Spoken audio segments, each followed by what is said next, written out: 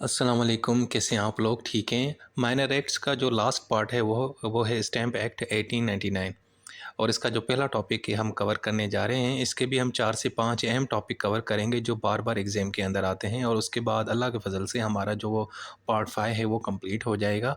ठीक है, तो ये जो हमारा पहला टॉपिक है वो है इंस्ट्रूमेंट्स चार्जेबल विथ ड्यूटी। इसको देखते हैं कि ये क्या चीज़ है, इसमें क्या कॉन्सेप्ट है और इसका क्या मतलब है।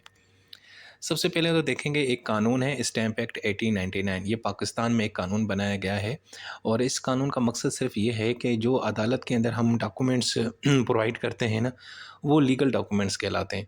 उन लीगल डॉक्यूमेंट्स के ऊपर आपको एक टैक्स पे करना पड़ता है जिसको हम स्टैम्प ड्यूटी कहते हैं। नाम डिफरेंट होता है लेकिन मकसद यही होता है कि ये एक किस्म का टैक्स होता है। अब उसमें होता ये है कि इसमें बहुत सारे इंस्ट्रूमेंट्स यानी डॉक्यूमेंट्स हैं जिनके ऊपर आपको टैक्स पे करना पड़ता है। इस हवाले से इस कानून के अंदर एक प्रॉपर एक सेक्शन मौजूद है, सेक्शन 3, और साथ में एक शेड्यूल 1 है। उसके अंदर प्रॉपर एक लिस्ट दी गई है कि कौन से ऐसे डॉक्यूमेंट्स, लीगल डॉक्यूमेंट्स जिनके ऊपर आपको टैक्स पे करना पड़ेगा अदालत के अंदर, जब आप अदालत में उनको प्रोड्यूस करेंगे एज ए एविडेंस के तौर पे। अगर आपने उसके ऊपर स्टैम्प ड्यूटी नहीं पे की, प्रॉपर स्टैम्प ड्यूटी नहीं लगी होगी, तो फिर जनाब आपका वो जो डॉक्यूमेंट है वो उसकी कोई भी कानूनी हैसियत नहीं होगी और वो डॉक्यूमेंट जिस प्रोसीडिंग के अंदर इस्तेमाल होगा वो इनवैलिड होगा, वो प्रोसीडिंग उनकी कोई अहमियत नहीं होगी। और दूसरा ये कि अगर आप स्टैम्प ड्यूटी पे नहीं करते तो फिर आपके ख़िलाफ़ एक्शन लिया जाएगा, आपको पेनल्टी भी पे करनी पड़ेगी।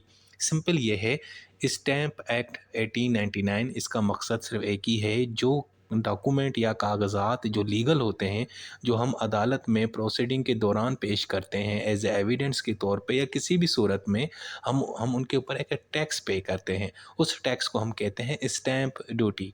ठीक है, और अगर हम नहीं पे करेंगे तो वो डॉक्यूमेंट, उसकी कोई कानूनी हैसियत नहीं रहेगी और इवन की जो प्रोसीडिंग जो समाअत चल रही होगी उस वो भी इनवैलिड तस्वर की जाएगी। ठीक है, और अगर आप उस पे अमल नहीं करेंगे तो फिर आपको पेनल्टीज़ भी पे करनी पड़ेंगी। तो सबसे पहले तो ये देखते हैं कि ये वर्ड जो इंस्ट्रूमेंट्स है इसका क्या मतलब है। यार, इंस्ट्रूमेंट का मतलब कानून के अंदर होता है डॉक्यूमेंट, ऐसा डी लीगल या फॉर्मल डॉक्यूमेंट जो आपकी लीगल राइट्स को क्रिएट करे। यानी मैंने एक कागज़ के ऊपर ये लिखा कि भाई आज के बाद मेरी प्रॉपर्टी जो है ना, उसका जो मालिक है ना वो आकाश है। ठीक है, और फिर उसके अब ये जो डॉक्यूमेंट है और इसको इसके ऊपर मैंने स्टैंप वगैरह लगवा दिया, इसके अंदर टैक्स वगैरह पे कर दिया। अब ये डॉक्यूमेंट एक लीगल डॉक्यूमेंट बन गया। अब इस डॉक्यूमेंट के अंदर क्या है कि मैंने अपना जो राइट है प्रॉपर्टी की ओनरशिप का वो मैंने ट्रांसफ़र कर दिया। यानी ऐसा डॉक्यूमेंट जिसके अंदर आप अपने राइट्स को लिखते हैं, बताते हैं, मॉडिफाई करते हैं, चेंज करते हैं, अपनी लीगल जो ऑब्लिगेशंस होती हैं, जो आपकी कानूनी ज़िम्मेदारियाँ होती हैं, जो आप उसके ऊपर मेंशन करते हैं, तो उस डॉक्यूमेंट को बोलते हैं इंस्ट्रूमेंट। सिंपल, ये वो इंस्ट्रूमेंट नहीं है जो आप इंजीनियरिंग में पढ़ते हैं, फिज़िक्स में पढ़ते हैं, इलेक्ट्रॉनिक्स में पढ़ते हैं, इंस्ट्रूमेंट, गैजेट्स, या वो इंस्ट्रूमेंट भी नहीं है जो म्यूज़िक के दौरान इस्तेमाल होता है जैसे गिटार वगैरह। ठीक है, इस इंस्ट्रूमेंट का मतलब होता है डॉक्यूमेंट। कौन सा? लीगल यार, कानूनी डॉक्यूमेंट। वो डॉक्यूमेंट जिसके अंदर आपकी लीगल राइट्स लिखे होते हैं या जिसको आप चेंज कर सकते हैं। ठीक है, ऐसा डॉक्यूमेंट जिससे आपकी कानूनी ज़िम्मेदारियों का पता चले, ऐसा डॉक्यूमेंट जिससे आपकी कानूनी राइट्स का, हकूक़ का पता चले, उस कानूनी डॉक्यूमेंट को हम क्या बोलते हैं? इंस्ट्रूमेंट। और इसकी मिसाल क्या है? मिसाल के तौर पर कॉन्ट्रैक्ट। जब आप 2 लोग आपस में कॉन्ट्रैक्ट करते हैं तो वो क्या होता है? वो भी एक लीगल डॉक्यूमेंट है, तो उसको हम भी क्या बोलेंगे? इंस्ट्रूमेंट। इसी तरीके से डीड्स, जैसे आप सेटलमेंट के करते हैं, कन्वेंसिंग के डीड करते हैं, सेल के करते हैं, कोई चीज़ ट्रांसफ़र वगैरह कर रहे हैं। इसी तरीके से बिल ऑफ एक्सचेंज हो जाता है, प्रोमिसरी नोट्स वगैरह हैं। ये जो हम कमर्शियल ट्रांज़ैक्शन के अंदर ये जो डॉक्यूमेंट्स यूज़ कर रहे होते हैं, ये सारे के सारे इंस्ट्रूमेंट हैं। इसी तरीके से सर्टिफ़िकेट जारी करना, एग्रीमेंट करना कानूनी तौर पे, ये सब के सब जनाब इंस्ट्रूमेंट्स की कैटेगरी में आते हैं। इन सबको इंस्ट्रूमेंट बोलते हैं।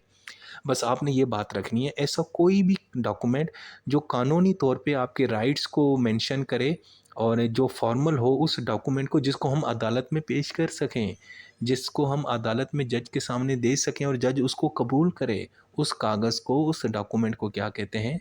इंस्ट्रूमेंट। इस हवाले से हमारे पास जो सेक्शन है स्टैम्प एक्ट 1899 का वो है 3, 5, 8 और उसका शेड्यूल नंबर 1 है। अब हम देखेंगे कि ये स्टैम्प ड्यूटी का क्या मतलब डेफिनेशन है। ये मैंने आपको बताया ना कि जो लीगल डॉक्यूमेंट है उसके ऊपर जो आपको टैक्स पे करना पड़ता है उसको हम क्या बोलते हैं, स्टैम्प ड्यूटी।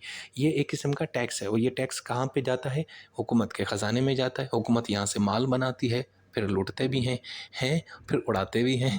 अच्छा, तो ये जो डॉक्यूमेंट होता है ना, जब आप इसके ऊपर टैक्स पे कर देते हैं तो फिर उसकी एक कानूनी हैसियत बन जाती है। वो फिर एक कानूनी तौर पे इन्फोर्स हो सकता है, वो इफ़ेक्टिव हो जाता है। उससे पहले वो मुर्दा होता है। जैसे ही आपने उसके ऊपर टैक्स पे किया तो उसकी हैसियत, उसका मर्तबा, उसका रुतबा सब कुछ तब्दील हो जाता है। वो इफ़ेक्टिव होता है लीगली तौर पे। अब आप उसके ऊपर अमल कर सकते हैं। अब वो कहीं पे भी इस्तेमाल कर सकते हैं। दूसरा ये भी कह सकते हैं कि स्टैम्प ड्यूटी एक टैक्स होता है डॉक्यूमेंट्स के ऊपर जो कानून के तौर पर इन्फोर्स किए जाते हैं।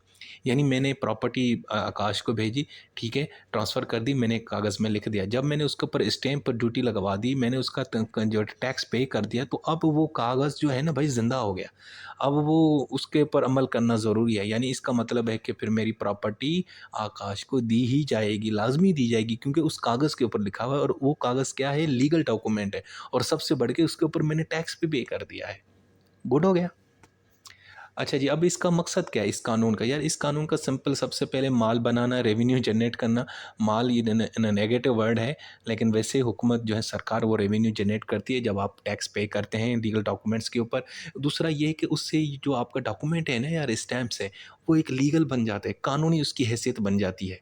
ठीक हो गया जी। इसी तरीके से दूसरा ये है कि जब आप स्टैम्प करते हैं तो वो फिर जो है ना उस डॉक्यूमेंट्स के अंदर आपके जो राइट्स हैं, जो ऑब्लिगेशंस हैं, वो भी रिकॉग्नाइज़ हो जाते हैं। लोग उनको मानना शुरू करते हैं कि हाँ यार, इस कागज़ में लिखा हुआ है कि ये प्रॉपर्टी अब आकाश की है, क्योंकि उसके ऊपर स्टैम्प लिखा हुआ है। अब ये अब वो लीगली रिकॉग्नाइज़ हो गया।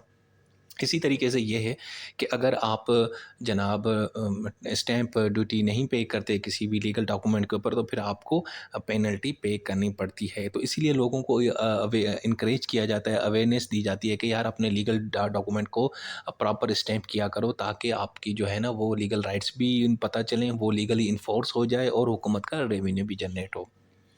अब हम देखेंगे ऐसे कौन से इंस्ट्रूमेंट्स हैं जो चार्जेबल हैं विथ ड्यूटी, यानी जिसके ऊपर आपको ड्यूटी पे करनी पड़ती है। ड्यूटी से यहाँ मुराद होता है स्टैम्प ड्यूटी, और स्टैम्प ड्यूटी का दूसरा मतलब है सिंपल टैक्स, पैसा, माल। ठीक है जी। यानी ऐसा ऐसा कोई भी इंस्ट्रूमेंट जो शेड्यूल 1 है, ये जो स्टैम्प ड्यूटी का जो शेड्यूल 1 है, जो उसके अंदर एक लिस्ट दी गई है, वो सारे के सारे जो डॉक्यूमेंट्स हैं उनके ऊपर आपको टैक्स पे करना पड़ेगा। जब भी आप वो अदालत में पेश करेंगे तो आपको वहाँ पे जो है ना उसके ऊपर स्टैम्प ड्यूटी पे करनी पड़ेगी। सबसे पहला आता है, उसकी कुछ मिसालें देखते हैं, बिल ऑफ एक्सचेंज।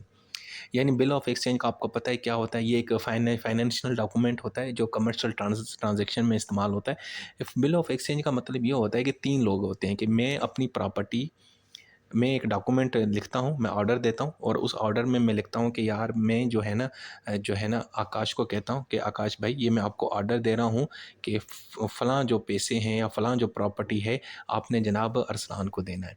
यानी मैं एक ऑर्डर देता हूँ, रिटन ऑर्डर देता हूँ आकाश को कि आकाश तुम फ़लाँ प्रॉपर्टी अरसलान को दे दो। ये जो चीज़ हुई, ये जो ट्रांज़ैक्शन हुई, ठीक है? या प्रॉपर्टी से अलग अगर यहाँ पे अगर आप पैसों की बात करें तो ज़्यादा बेहतर है कि अगर मैं आकाश को कहता हूँ कि आकाश, मैं तुम्हें ऑर्डर देता हूँ, लिख के देता हूँ कि आकाश तुम फ़लाँ दिन या फ़लाँ जगह पे अरसलान को 20,000 दे देना। अब मैं आकाश को कहता हूँ और आकाश जाके अरसलान को पैसे देता है। ये जो ऑर्डर है 3 लोगों के बीच में, इसको हम क्या बोलते हैं? बिल ऑफ एक्सचेंज, ठीक है? तो ये जो बिल ऑफ एक्सचेंज है, इसके ऊपर आपको स्टैम्प ड्यूटी देनी पड़ती है। इसी तरीके से प्रोमिसरी नोट होता है। इसमें ये होता है कि आप रिटन प्रॉमिस करते हैं, लिख के देते हैं कि मैं फ़लाँ बंदे को फ़लाँ तारीख पे या फ़लाँ जगह पे या फ़लाँ कंडीशन में पैसे दूँगा। मैं वादा करता हूँ। मैंने वादा करता हूँ ना कि यार मैं आपको ना अगले हफ्ते की 10 अगस्त को पैसे दूँगा। वो जब मैं लिख के बताऊँगा तो उसको मैं क्या बोलूँगा? Promissory note. उसके ऊपर भी आपको टैक्स पे करना पड़ेगा। सेल डीड सिंपल ये है कि ऐसा लीगल डॉक्यूमेंट जिसमें आप अपनी प्रॉपर्टी की जो ओनरशिप है वो एक जो सेलर है वो ख़रीदार को जनाब बेच रहा होता है, तो हम उसको बोलते हैं सेल डीड। तो वो भी जनाब उसके ऊपर भी आपको जो है ना वो भी चार्जेबल है विथ ड्यूटी। इसी तरीके से परचेस डीड है। इस सिंपल है डॉक्यूमेंट है जो रिकॉर्ड करता है कि फ़लाँ बंदे ने फ़लाँ बंदे को प्रॉपर्टी बेची है, यानी सेलर ने बायर को प्रॉपर्टी दी है उसका जो रिकॉर्ड होता है जिस कागज़ के ऊपर, हम उसको बोलते हैं परचेस डीड, ये भी चार्जेबल है विथ ड्यूटी। इसके अलावा ट्रांसफ़र डीड, जब प्रॉपर्टी एक जगह से जो दूसरी जगह ट्रांसफ़र की जाती है और डॉक्यूमेंट में लिखी जाती है, वो डॉक्यूमेंट भी चार्जेबल है। मॉर्गेज डीड, ऐसा डॉक्यूमेंट जिसमें आप पैसे लेने के लिए, सिक्योर करने के लिए आप अपनी प्रॉपर्टी को प्लेज करते हो और साथ में ये कहते हो लेंडर को कि अगर मैं पैसे ना दूँ तो ये प्रॉपर्टी तुम यानी कि अपने कब्ज़े में कर लेना। ये जो डॉक्यूमेंट है यार, इसके ऊपर भी आपको टैक्स पे करना पड़ेगा। पार्टनरशिप, 2 लोगों के बीच में पार्टनरशिप क्रिएट होती है, वो ये डॉक्यूमेंट बनता है, एग्रीमेंट बनता है, वो भी चार्जेबल है विथ ड्यूटी। इसी तरीके से शेयर्स डीड, यानी ऐसा डॉक्यूमेंट जिसमें जो है ना, जो शेयर्स होते हैं, जो अपने क्या कहते हैं, जो हमारे यहाँ पे स्टॉक एक्सचेंज में आप शेयर खरीदते हैं कंपनी के शेयर्स, तो वो ऐसा डॉक्यूमेंट जिसमें रिकॉर्ड हो कि आपने इतने शेयर्स खरीदे हैं, उसके ऊपर भी आपको टैक्स पे करना पड़ता है। इसलिए इसके अलावा जो रिसिप्ट होती है, जिसको आमतौर पे रसीद भी बोलते हैं, कि ऐसा रिटन एक्नॉलेजमेंट जिसमें पता हो कि आपने पैसे दिए। जब हम शॉपिंग करने जाते हैं तो हमें वो एक रिसिप्ट देते हैं, जिसको हम आमतौर पर उर्दू में रसीद बोलते हैं। तो उसमें क्या होता है कि आपने इतने पे किया, आपको ये आपका या एक इसकी इतनी प्राइस थी और आपको इतने पैसे दिए गए, इतना टैक्स काटा गया, वो भी जनाब चार्जेबल है, ठीक है, विथ ड्यूटी। इसी अलावा फॉरेन इंस्ट्रूमेंट, ऐसे डॉक्यूमेंट जो बनते बाहर हैं लेकिन वो पाकिस्तान में भी इन्फोर्स किए जाते हैं, तो उनके ऊपर भी आपको टैक्स पे करना पड़ेगा। इसके अलावा मेमोरेंडम ऑफ कंपनी, ये एक ऐसा डॉक्यूमेंट होता है जिसमें जो कंपनी है ना, अपने फंडामेंटल डिटेल्स और कंपनी का मकसद बताती है कि कंपनी का नाम क्या है, किस पर्पज़ के लिए बनाई गई है और ये कौन सा कारोबार करेगी। इसके अलावा जो इंश्योरेंस पॉलिसी है, ये कॉन्ट्रैक्ट बनता है जो आपको इंश्योरेंस दे रहा होता है, और जो पॉलिसी होल्डर होते हैं उसमें आप बताते हैं कि भाई कौन सी टर्म्स होंगे कवरेज की और आपको किस तरह प्रोटेक्शन दी जाएगी। अगर आपका हादसा हो जाएगा तो आपको हादसे के बदले में आपकी गाड़ी की, अगर आप इंश्योरेंस कराएंगे तो गाड़ी का एक्सीडेंट होगा तो इतने पैसे आपको दिए जाएंगे, ये सारा कुछ। इसके अलावा जो डिबेंचर होता है, डिबेंचर यानी कि मुख्तलिफ कंपनी से जिस तरह बॉन्ड नहीं होता, इसी तरीके से डिबेंचर भी इशू करते हैं मार्केट के अंदर ताकि उनको पैसा मिले। वो एक कागज़ का टुकड़ा होता है, वो लोग वो ख़रीदते हैं और बदले में लोग उनको पैसे देते हैं, और फिर मखसूस टाइम पीरियड के बाद वो जो पैसे इन लोगों को वापस किए जाते हैं विथ प्रॉफिट, उसको हम बोलते हैं डिबेंचर। इसमें वो कंपनीज़ क्या करती हैं, उनको प्रॉफिट चाहिए होता है कोई काम करने के लिए, तो ये डिबेंचर्स मार्केट में फेंकती हैं, लोग ख़रीदते हैं और लोग वो कंपनी को पैसा मिल जाता है और कंपनी ये डिबेंचर उनके हवाले करती है। तो वो जो डॉक्यूमेंट होता है दोस्त, उसको भी हम चार्जेबल विथ ड्यूटी कर सकते हैं। इसके अलावा तो ये हो गए भाई अहम डॉक्यूमेंट, ठीक है। ये वो सारे डॉक्यूमेंट हैं दोस्तों जिनके ऊपर आपको टैक्स पे करना पड़ेगा, इनके ऊपर स्टैम्प ड्यूटी लगेगी। अच्छा जी, कुछ ऐसे और डॉक्यूमेंट्स भी हैं जो एग्जेम्प्ट हैं, जो जो इनको इस्तस्ना हासिल है, उसके ऊपर आपको ड्यूटी नहीं पे करनी पड़ती, ठीक है। मिसाल ऐसे डॉक्यूमेंट्स या एक ऐसे इंस्ट्रूमेंट या लीगल डॉक्यूमेंट जिनका ताल्लुक हुकूमत से हो, जो हुकूमत एग्जीक्यूट कराए या हुकूमत के बिहाफ पे एग्जीक्यूट होते हैं या हुकूमत के हक़ में एग्जीक्यूट होते हैं, यानी ऐसा कोई भी हुकूमत का जो डॉक्यूमेंट होता है, कागज़ होता है, लीगल डॉक्यूमेंट जो अदालत में पेश किया जाता है, एग्जीक्यूट किया जाता है हुकूमत की तरफ से, या हुकूमत के हक़ में एग्जीक्यूट किया जाता है या हुकूमत के बिहाफ पे एग्जीक्यूट किया जाता है, उसके ऊपर आपको स्टैम्प ड्यूटी नहीं पे करनी पड़ेगी। मतलब हुकूमत ही तो पैसे लेती है, तो हुकूमत अपने डॉक्यूमेंट्स के ऊपर कैसे टैक्स पे करेगी, हैं यार? लॉजिक है, हो ही नहीं सकता ये तो। अच्छा जी, इसके अलावा जो इंस्ट्रूमेंट होते हैं, सेल ऑफ शिप के, ट्रांसफ़र ऑफ शिप के, शिप से रिलेटेड और इंस्ट्रूमेंट्स, या मॉर्गेज ऑफ शिप है, या लोकल गवर्नमेंट के जैसे डॉक्यूमेंट्स वगैरह, इन सब के ऊपर भी आपको भाईजान टैक्स पे नहीं करना पड़ता, इनके ऊपर कोई स्टैम्प ड्यूटी नहीं लगती। ठीक हो गया जी। अच्छा जी, इसके अलावा जो सेक्शन 5 है वो इंटरेस्टिंग है। वो कहता है instrument relating to several distinct matter.